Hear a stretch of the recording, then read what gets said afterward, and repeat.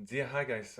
Мөнчөртэй болон дээр 3 сарын 18-ны маркет апдейт оруулж байна. Тэгээд энэхүү богино апдейтыг 2-3 минутанд багтааж ярина. Тэгэхээр өнөөдөр маркет жоохон суларч орж ирж байна. Жоохон уналттай. Гэхдээ энэ удаагийн уналтын ерөнхийдөө ботмыг бол мөнчөртэй болон дээр бол сайн барьсан байгаа. Уналтыг бас айгүй сайн амжилттай бид анхааруулсан.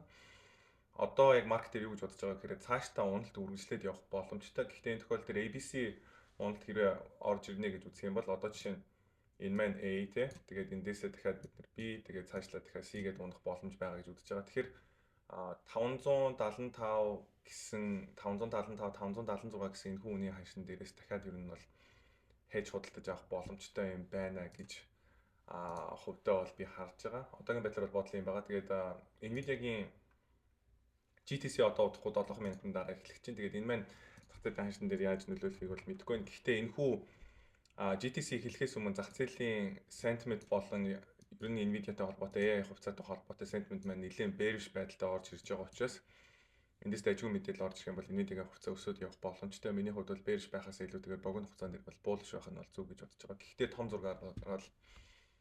зургаар нь харах юм бол нэлээд олон эрсдлүүд байгаа.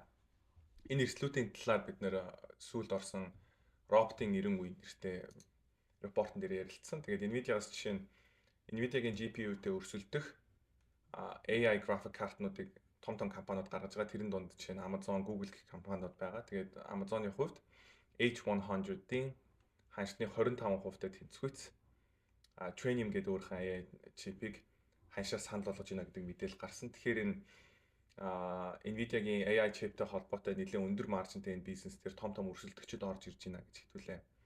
Харах боломжтой байх нэ. Тэгээд яг хуу зах зээл дээр ягаад AI-тай холбоотой хувьцаанууд унсан бэ гэдэг талаар бид нэлээд удаан ярилцж байгаа. Тэгээд хамгийн сүүлийн репортон дээр тэгэхэд бид нэр DeepSeek-ээс гарсан хоёр том технологийн шийдэлтэй холбоотой ярилцсан. Нэг нь болохоор distillation, нөгөөд нь болохоор multi-head latent attention гэдэг.